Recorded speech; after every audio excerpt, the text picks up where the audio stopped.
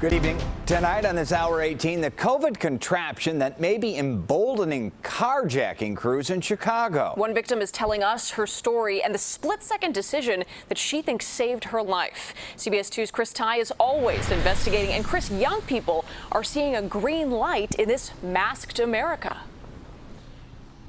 That's right, Brad and Marie. That is the sentiment from CPD headquarters that COVID masks may help stop the virus, but may help carjackers.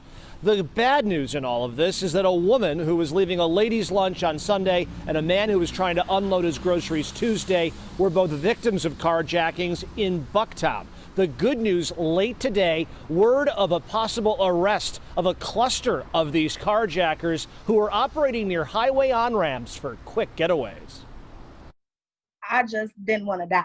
It's 2 minutes till 2 Sunday afternoon. Two teenagers are about to give one suburban woman the scare of her life.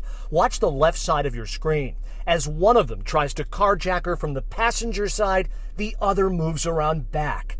I didn't want them to get on my driver's side. I just knew that if either one of these guys were to make it on the driver's side, they would probably pull out a gun or something like that, and I didn't want to die. She slams into reverse. I missed him by an inch, but lucky him. But I tried to get him. She missed. They scamper. And a trend line in Chicago continues. There is a huge spike this year in carjackings. Chicago police aren't sure if 4 carjackings this weekend were connected. But consider Chicago saw 516 carjackings all of last year.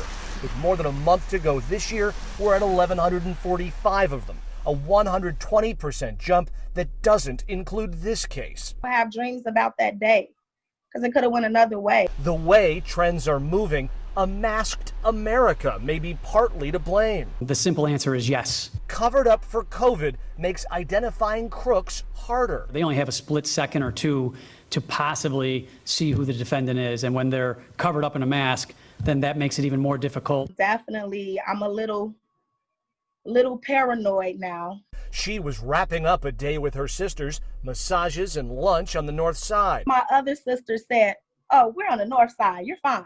And that happened. But a man unloading groceries in Bucktown was victimized Tuesday. The message for the rest of us? To stay aware and alert. Absolutely. And authorities think there may be a connection to Harvey, Illinois here, Brad. They think that one credit card that was inside one of those cars that was stolen saw some activity in Harvey, so they're spending some time investigating that lead, too. Good inside info there. Chris, I know the city started a carjacking task force in the past couple of years under the previous Superintendent Johnson's administration. Does it still exist? Is it helping at all, or has it been disbanded, working on, of course, a myriad of other things?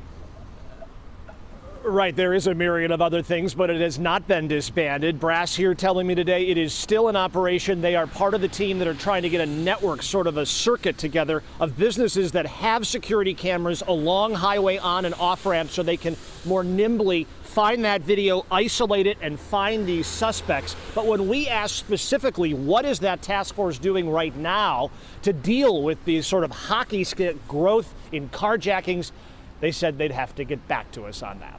Yeah, clearly it has become the crime du jour. Chris Ty, thank you for that. We're not stopping there. Our CBS 2 investigative producers did some digging. The area that's seen the biggest jump in carjackings over the past 2 years is District 9, which is on the southwest side. So far this year, they've seen 85 carjackings. The area with the most carjackings in the entire city of Chicago this year is here. City's west side, 11 months. There's been 141 carjackings reported this year.